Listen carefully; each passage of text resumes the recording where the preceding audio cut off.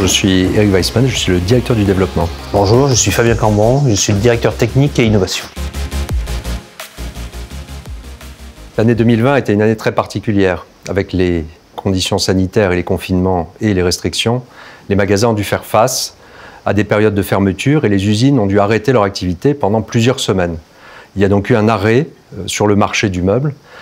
Pendant ce temps-là, les Français, eux, qui étaient confinés dans leur intérieur, constataient le désir de changement, de transformation, d'évolution.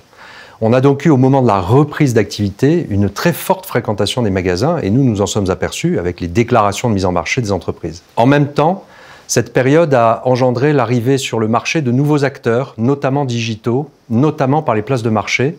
Et ce sont des acteurs pour lesquels nous sommes extrêmement vigilants, extrêmement attentifs à les faire rentrer dans la filière en adhérant auprès d'Ecomobilier.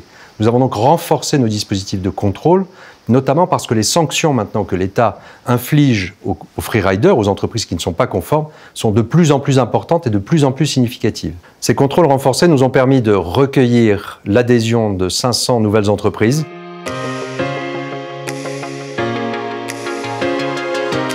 L'éco-conception, c'est un élément majeur chez Ecomobilier et la réduction de l'impact environnemental des meubles, c'est aussi un de ses objectifs. Et l'éco-conception, elle passe aussi par l'accompagnement de nos adhérents, de nos producteurs d'éléments d'ameublement, dans des actions qui vont leur permettre de mettre en œuvre les technologies les plus récentes pour produire avec des meubles qui ont moins d'impact sur l'environnement. En 2020, Ecomobilier a lancé pour la première année un nouveau challenge qui s'appelle le Reset for Furniture, qui consiste à aller sourcer partout dans le monde des innovations qu'on souhaite présenter à nos adhérents afin de les inciter à concevoir ensemble dans des programmes et des équipes projets des nouveaux éléments d'ameublement qui intégreraient ces nouvelles technologies.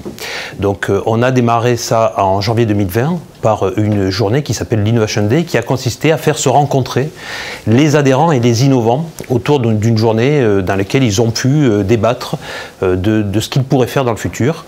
Et tout ça a abouti à ce qu'ils puissent monter des équipes projets concevoir des pilotes. On aura présenté une vingtaine d'innovants et aujourd'hui on suit une dizaine de projets qui devraient donc voir le jour d'ici la fin de l'année 2021, voire le début de l'année 2022. En 2020, nous avons démarré un nouveau contrat de service avec les entreprises, fondé notamment sur un barème d'éco-participation qui privilégie la recyclabilité des produits.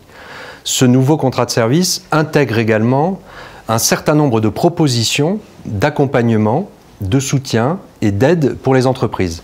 Deux exemples. Le premier exemple, la collecte des produits usagés des clients. Dans la perspective de la reprise obligatoire des produits qui arrivent avec la loi anti-gaspillage pour une économie circulaire le 1er janvier 2022, nous avons mis en place des services nouveaux de collecte. Deuxième exemple, dès la fin de l'année 2020, nous avons inauguré la plateforme digitale de services qui permet aux entreprises adhérentes auprès d'Ecomobilier d'accéder à l'ensemble des informations, des documents et des services que nous leur proposons. Grâce à ce nouveau dispositif, en fait, elles ont une porte d'entrée unique pour accéder à l'ensemble des services que nous proposons aux entreprises.